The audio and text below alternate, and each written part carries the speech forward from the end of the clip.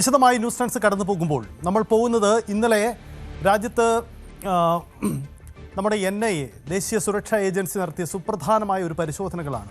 ഏറെ ആശങ്കപ്പെടുത്തുന്ന ചില സാഹചര്യങ്ങളും തെളിവുകളുമാണ് ഇത് സംബന്ധിച്ച് ദേശീയ അന്വേഷണ ഏജൻസി ശേഖരിക്കപ്പെട്ടതെന്നാണ് നിലവിൽ പുറത്തുവരുന്ന സൂചനകൾ.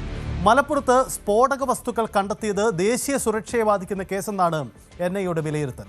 കേരളം, തമിഴ്നാട്, കർണാടക എന്നീ 3 സംസ്ഥാനങ്ങളായിട്ടാണ് ഇന്നലെ NIA റെയ്ഡ് നടത്തിയത്.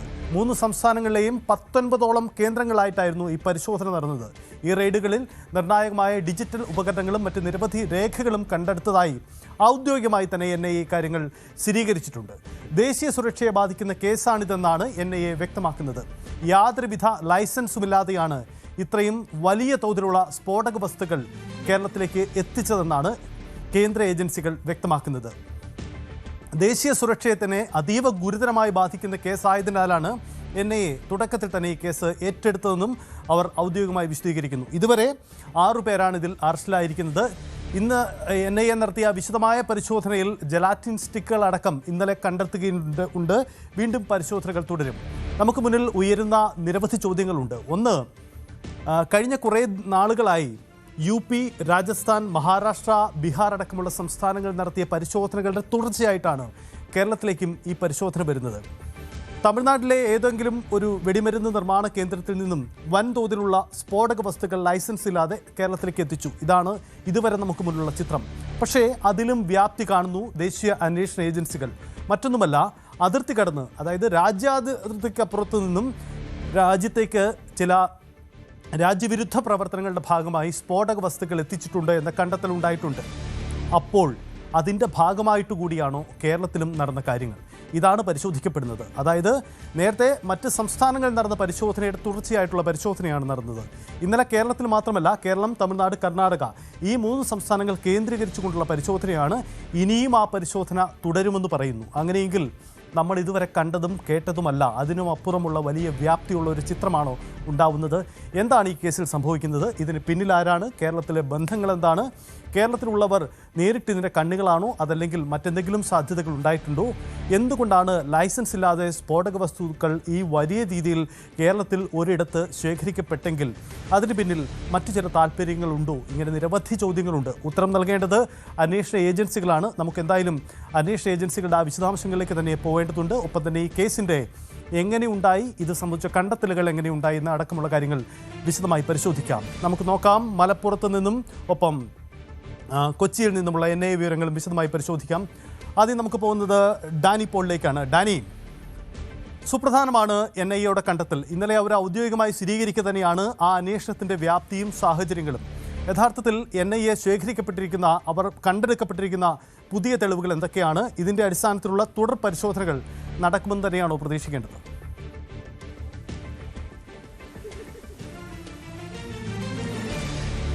സജിത്ത്, കേസിൽ തുടർ പരിശോധനകൾ ഉണ്ടാകുമെന്ന് തന്നെയാണ് NIA വ്യക്തമാക്കുന്നത്. കാരണം വലിയ രീതിയിലാണ് നേരത്തെ ഈ കേസിൻ്റെ ഒരു പശ്ചാത്തലം എന്ന് പറയുന്നതെല്ലാം തന്നെ വലിയ ഞെട്ടിപ്പിക്കുന്ന രീതിയിലുള്ളതാണ്. വൻതോതിലുള്ള ജലാറ്റിൻ സ്റ്റിക്കുകളുടെ ശേഖരം, ഒപ്പം തന്നെ ഡെറ്റനേറ്ററുകളുടെ ശേഖരം, ഇതെല്ലാം തന്നെ പിടിച്ചെടുക്കപ്പെടുമ്പോൾ ഇത് സൂചിപ്പിക്കുന്നത് എല്ലാം തന്നെ രാജ്യാതിർത്തി കടന്നു വന്നത് എന്ന രീതിയിലുള്ളതായിരുന്നത്.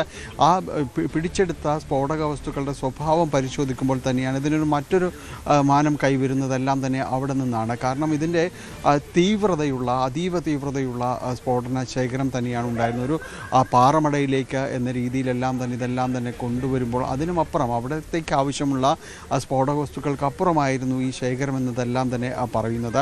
പിന്നീടാണ് ഇനി ഇതിൻ്റെ ഒരു അന്വേഷണത്തിലേക്കെല്ലാം തന്നെ വ്യാപൃതരാകുന്നതും തുടർച്ചയായ പരിശോധനകളെല്ലാം തന്നെ വരുന്നത്. ഏതാണ്ട് 19ഓളം പേരെയാണ് ഇതുമായി ബന്ധപ്പെട്ടുകൊണ്ട് ആദ്യഘട്ടത്തിൽ ചോദ്യം ചെയ്യലടക്കമുള്ള കാര്യങ്ങളിലുണ്ടാകുന്നത്. അന്ന് ഈ കാര്യങ്ങളിലെല്ലാം തന്നെ പരിശോധിക്കുമ്പോൾ അവർക്ക് മനസ്സിലായത് ഉള്ളിച്ചാക്കുകൾ നിറച്ച വാഹനങ്ങളിൽ ഇത് ഇവിടേക്ക് എത്തിക്കുന്നു എന്നതെല്ലാം തന്നെയാണ് പറയുന്നത്. അപ്പോൾ വളരെ ആസൂത്രിതമായി ഇത് നടന്നിരിക്കുന്നു എന്ന് തന്നെയാണ് NIAയുടെ കണ്ടെത്തലുള്ളത്. അതുകൊണ്ട് തന്നെയാണ് തുടർച്ചയായ പരിശോധനകളിലേക്ക് വീണ്ടും പോവുകയും ചെയ്യുന്നത്.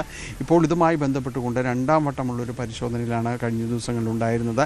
NIA വ്യക്തമാക്കുന്ന ഇതുമായി ബന്ധപ്പെട്ടുകൊണ്ട് നിരവധി ഡിജിറ്റൽ തെളിവുകൾ, അതോടൊപ്പം തന്നെ സ്ഫോടക വസ്തുക്കളുമായി ബന്ധപ്പെട്ടുകൊണ്ടുള്ള വിവരങ്ങൾ, ഇതെല്ലാം തന്നെ NIA കണ്ടെത്തിയിട്ടുണ്ട്.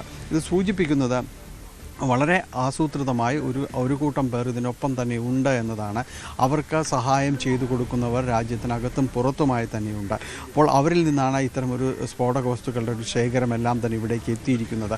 അങ്ങനെയെങ്കിൽ അവർ എന്താണ് ലക്ഷ്യമിട്ടിരുന്നത്, ഏത് രീതിയിലാണ് പ്രവർത്തിക്കാൻ ഉദ്ദേശിച്ചിരുന്നത് എന്നതിനെക്കുറിച്ചെല്ലാം തന്നെ ഇനിയുള്ള ഒരു അന്വേഷണത്തിൽ വിശദമായ രീതിയിലേക്ക് വരേണ്ടതുണ്ട്. ഈ നെറ്റ്വർക്ക് ഏത് രീതിയിലാണ് ബലപ്പെട്ടിരുന്നത്, അവർക്ക് എങ്ങനെയാണ് ഇവരുമായുള്ളൊരു ബന്ധങ്ങൾ ഉണ്ടാകുന്നത്, ഒരു അന്താരാഷ്ട്ര മാനത്തിലേക്കെല്ലാം തന്നെ ഇത് വരികയാണ്.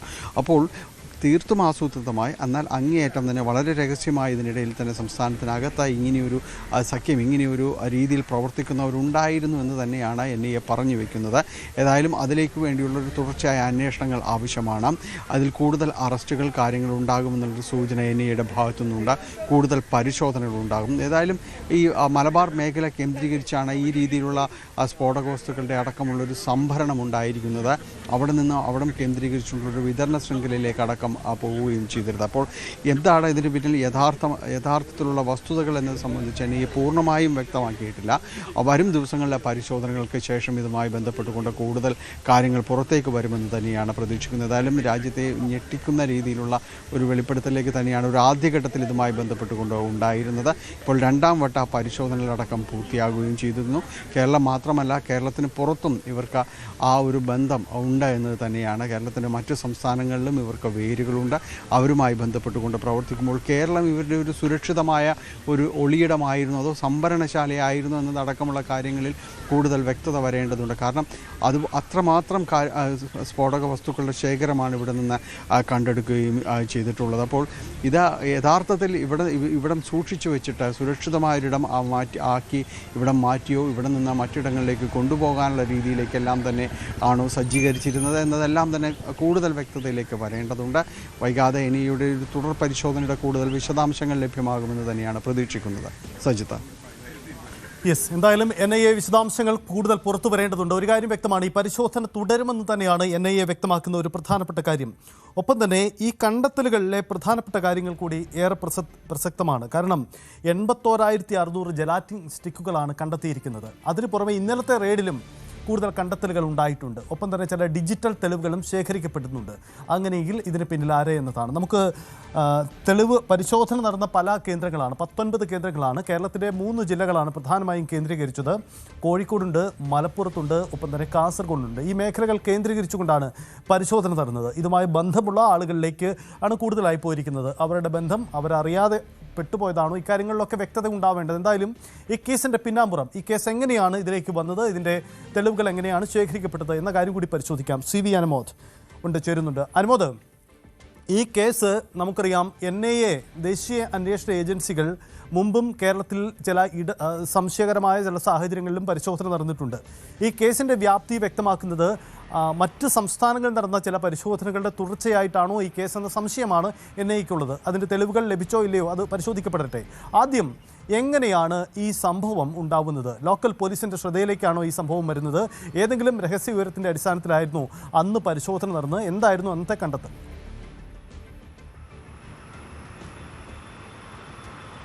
സജിത്ത്, ഫെബ്രുവരി 8-ാം തീയതിയാണ് ഈ ഒരു സംഭവം ഉണ്ടായത്. രഹസ്യവിവരത്തെ തുടർന്ന് തിരുവരങ്ങാടി പോലീസ് നടത്തിയ പരിശോധനയിലാണ് ഒരു ലോറിയിൽ ഉള്ളിച്ചാക്കുകൾക്ക് കീഴിൽ ഒളിപ്പിച്ച നിലയിലുള്ള ഈ സ്ഫോടക വസ്തുക്കൾ കണ്ടെടുത്തത്. 89,600 ജലാറ്റിൻ സ്റ്റിക്കുകളും അതുപോലെ തന്നെ അത് 445 ബോക്സുകളായിട്ടായിരുന്നു ഉണ്ടായത്. അതോടൊപ്പം തന്നെ 10,000-ലേറെ ഇത് കണക്ട് ചെയ്യാനുള്ള മറ്റ് സംവിധാനങ്ങളും കണ്ടെടുത്തു എന്നാണ് പോലീസിൻ്റെ മൊഴിയായിട്ട് വന്നിരിക്കുന്നത്, പോലീസ് പറയുന്നതായിട്ട് വന്നിരിക്കുന്നത്. 6 പേരെ ഈ സംഭവത്തിൽ അറസ്റ്റ് ചെയ്തു. ഈ ഒരു വാഹനത്തിൻ്റെ ഉടമസ്ഥനായിട്ടുള്ള സജി എന്ന സലീം, ഇയാൾ കാസർഗോഡ് സ്വദേശിയാണ്. അതുപോലെ വാഹനത്തിലെ ഡ്രൈവർ അനിൽകുമാർ, അതേപോലെ ഈ ഒരു ഹോളോ ബ്രിക്സ് കമ്പനിയുടെ ഉടമസ്ഥനായിട്ടുള്ള മുക്കം സ്വദേശി ഷെരീഫ്, ഈ ഹോളോ ബ്രിക്സ് കമ്പനിയിലെ 3 ജീവനക്കാർ കമറുദ്ദീൻ, ഇർഷാദ്, നിസാർ, ഇങ്ങനെ 6 പേരെയാണ് തിരുവരങ്ങാടി പോലീസ് അറസ്റ്റ് ചെയ്തത്.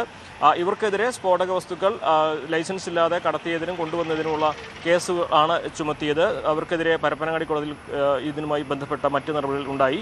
കഴിഞ്ഞ മാസം ഇത് NIA ഏറ്റെടുക്കുകയും ഈ കേസ് NIA കോടതിയിലേക്ക് മാറ്റുകയും ചെയ്തു.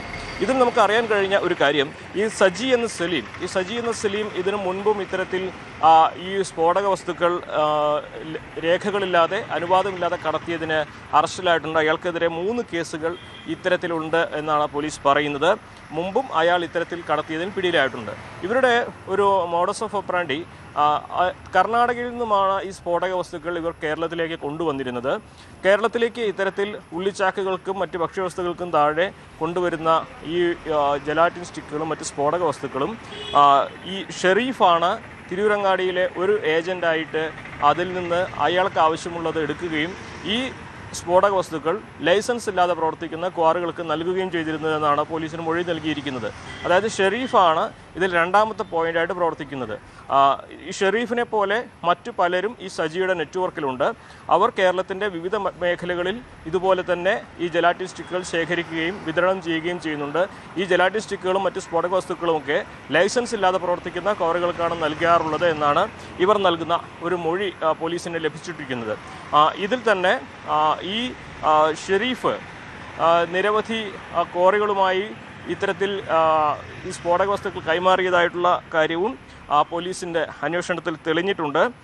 ഇതിൻ്റെ പ്രധാനപ്പെട്ട മറ്റൊരു കാര്യം, ഇന്നലെ നടത്തിയ പരിശോധന ഈ സജിയുടെ, അതായത് സജി എന്ന സലീമിൻ്റെ കൃത്യമായിട്ടുള്ള ബന്ധമുള്ള സ്ഥലങ്ങളിൽ, വീടുകളിലും അദ്ദേഹത്തിൻ്റെ ഭാര്യയുടെ വീടുകളിലും അതുപോലെ തന്നെ അദ്ദേഹം നേരിട്ട് ഈ ഒരു ശൃംഖലയിൽ ഉൾപ്പെട്ട ആളുകളുടെ സ്ഥലങ്ങളിലുമാണ് ഇന്നലെ പരിശോധന നടന്നിട്ടുള്ളത്.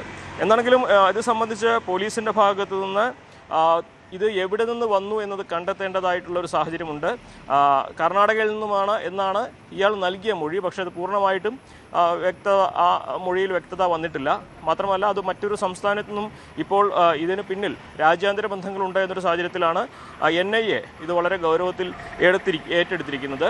ഈ പ്രതികളൊക്കെ ഇതിനോടൊപ്പം തന്നെ ജാമ്യത്തിൽ ഇറങ്ങിയിട്ടുണ്ട് കഴിഞ്ഞ ഒരു മാസത്തിനുള്ളിൽ എന്നതും മറ്റൊരു പ്രധാനപ്പെട്ട ഒരു കാര്യമാണ്. എന്താണെങ്കിലും പോലീസിനെ സംബന്ധിച്ച് കിട്ടിയ രഹസ്യ വിവരത്തിൻ്റെ അടിസ്ഥാനത്തിൽ നടത്തിയ പരിശോധനയിലാണ് തിരൂരങ്ങാടിയിൽ നിന്ന് ഫെബ്രുവരി 8-ാം തീയതി ഇത്രയും വലിയ ഒരു ശേഖരം തന്നെ കണ്ടെത്താനായത്. നിലവിൽ ഇതിൻ്റെ കടത്തുകാരായിട്ടുള്ള ഇതിൽ ഉൾപ്പെട്ടുള്ളവർ നൽകിയ മൊഴി ഇത് ലൈസൻസ് ഇല്ലാതെ പ്രവർത്തിക്കുന്ന ക്വാറികൾക്ക് വേണ്ടിയാണ് എന്നുള്ളതാണ്. പക്ഷേ അത് പൂർണ്ണമായും വിശ്വസനീയമാണെന്ന് ഇപ്പോഴും കണ്ടെത്താൻ കഴിഞ്ഞിട്ടില്ല. എന്നാണെങ്കിൽ ഇത് സംബന്ധിച്ചുള്ള അന്വേഷണം ഇപ്പോൾ NIA ഏറ്റെടുത്ത സാഹചര്യത്തിൽ പോലീസ് ശേഖരിച്ച വിവരങ്ങൾ കൂടി NIAക്ക് കൈമാറി കഴിഞ്ഞിട്ടുണ്ട്. സജിത്ത്.